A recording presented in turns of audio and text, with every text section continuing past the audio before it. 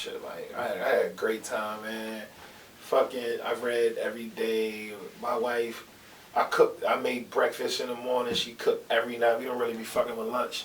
Our daughter was a little infant, so we watched her little ass just grow. Right. You know, I spent all night writing. I wrote Carmelo book. I wrote the We Own the City episode. I wrote a marketing campaign for Devin Under Armour shit. I wrote another screenplay that is with my agent. That is kind of the basis of like the television show that I sold. Like I just got so much fucking work done.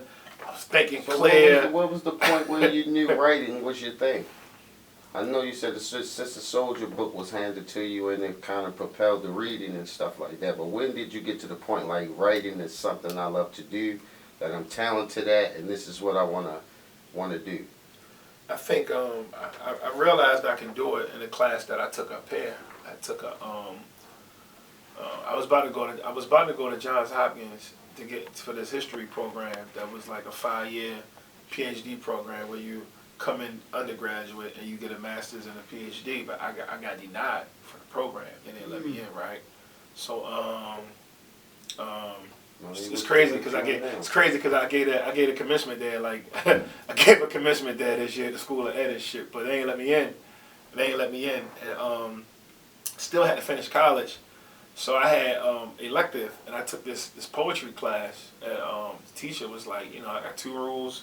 First week, no rhyming and no centering. So don't center it on the page and don't try to rhyme, right? So who wants to go, you know, up first? So I'm like, fuck it, I'll do it because I don't give a fuck about I didn't care about no poetry. I'll do that shit. And of course I rhymed. And I centered my shit. She wrote on my paper, you had 2 rules.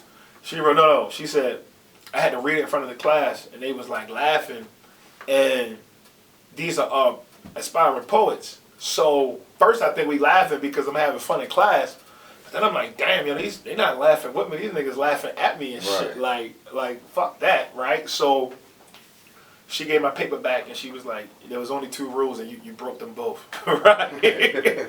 Right? And I'm like, that's on brand. So I took that moment. And I had to wait like 3 weeks to go again. And after 3 weeks, like I started reading all this like Sneaker shit, all this Paulo and stuff about shit. I started like reading like all this fucking Maya Angelou poems. Like I just started going in, like digging in because I just really don't fuck with being laughed at. Came back when it was time for me, when I got the opportunity to read again, and I read a poem that was like one of the best poems that was written that semester. They actually ended up being published in like the school literary journal. That's how good it was. Like my second poem I ever wrote in my life. And then they started pulling me aside, like, you ever think about doing this? You can do this. And I'm like, nah, I don't know if I really want to do this. But they was like, no, we can get you a scholarship and yada yada yada. Like, you're really like, you got a gift. Like first it was like, did you write this? Right? But then you know, I proved that I wrote it by writing other shit, and they was like, okay, yeah, now you get it. And I wasn't really fucking with it. I went to I ended up going to Hopkins. So I went to the School of Ed. I didn't get in the history program, but the history guy had recommended. He asked me. I asked him. I was like, yo, y'all ain't let me in. That's crazy, right? Like, you know, because I just felt like I can talk my way in and shit. So I was like, let me just reach out to this nigga and just see what he talking about. And I went and met with him, and he was like, we had a conversation, and I'm just telling him, like, you know, who I am and what I'm about and what I'm trying to do. And he was like, if you could have put this in an application, you would have got in. He was like, but we only got 11 slots, you know, because it was like a paid situation too. They pay you to research. So he was like, won't you wait, take a year off, you know, and then go apply for the next year. And I'm like, my man, if I stop for a year, if I have a year of idle time, I might not make it back. And I think he felt that. So he was like, once you know, you got good grades and stuff, once you go to the School of Ed. So I went to the School of Ed, and it was there where I took a memoir class, and it's writing again. So now it's in my face again. I'm like, yeah, you know what? I'm gonna do this shit. Like, I'm gonna do it. All right, and it went off from that. So question. So why do you write? I wish I had a really like deep and like poetic answer, but the main reason why I do it outside of it being my job, is writing. It transformed the way I think. I had very limited ideas, very limited scope, very negative thoughts, and the worst projections ever. Until I started reading. When I started reading, all of these things started transforming for me. I realized that my world was bigger than the blocks I hung on. I realized that everything that looked the same is not the same. I realized that regardless of whatever path I took in life, I was going to come across roses and thorns. Like I realized that shit, and I started like having a greater understanding for my own experience, and then a greater understanding for the people that was around me in the situations I was going through. So that's kind of like the basis of like why I do what I do, because those thoughts and those ideas, they liberate. Before we can liberate our bodies, we have to liberate our minds. And my mind wasn't liberated. When my mind was when I became liberated in thought, I became a better person. I started achieving more success and able to show even more love to the people around me, the people that I got a chance to lock in with and connect with.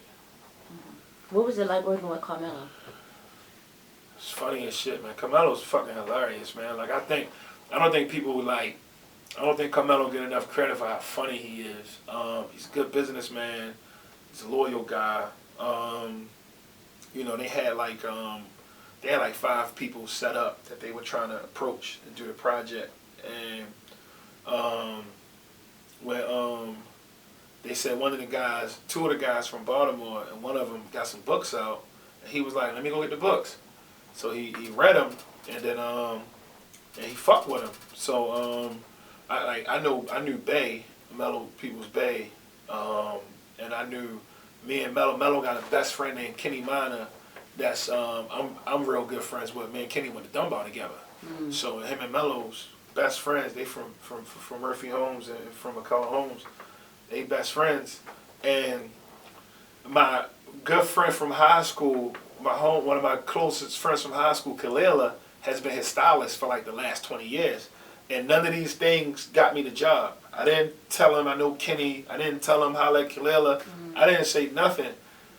He read the books, and when he found out I was in New York at CAA visiting and talking to different agents about different projects, he came to the office and was like, "Yo, let's rap." And then we sat down and we busted down and we just started talking about all the people that we know and shit. And then and we just clicked instantly.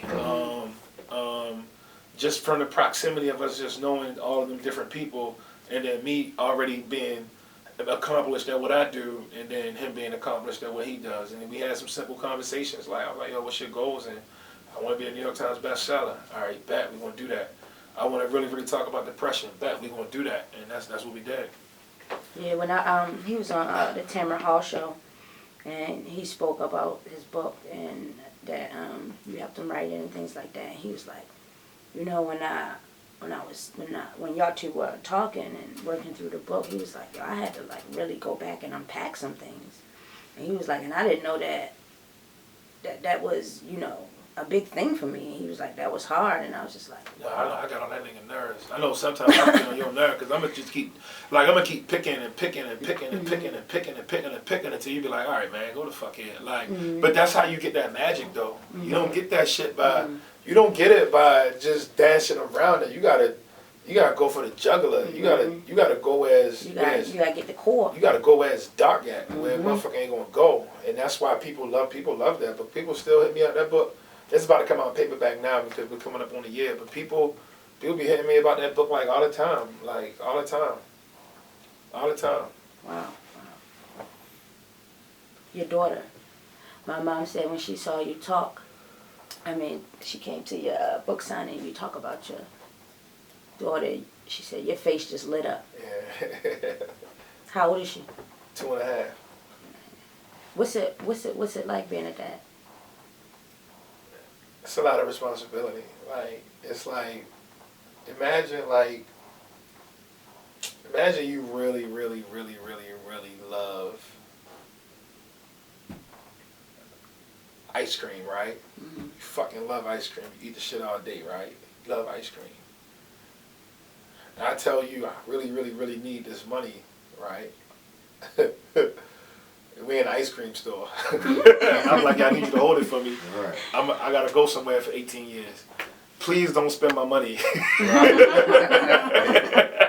It's a lot of responsibility. You sitting there holding that money and you seeing that ice cream. But no, it's a lot of responsibility. But I don't know. It's love. Like she is, you know. And I imagine, like, people used to always tell me about their kids, and I used to be like, I don't really care. Like, I don't got no kids. Like, I'm not. Why are you showing me pictures of your fucking nephew? Like, fuck that nigga. No, but but like, you don't get it. Like, I feel like you don't get it until you raising a little person, and then you start to look at that shit. You start to see the world in a different way, and in the way you start to see it, like, through their lens.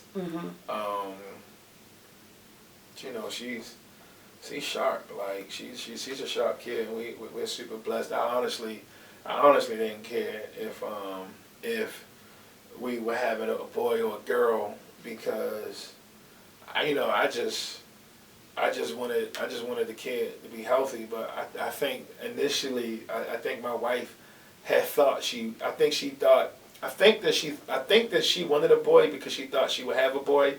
So all of her language was around boy, boy, boy. So we had bought this new house, and when we bought the house, and I'm walking through the bedrooms, I see one of the rooms is already painted blue. So I'm like, oh shit, well maybe, maybe she's right, and she was wrong.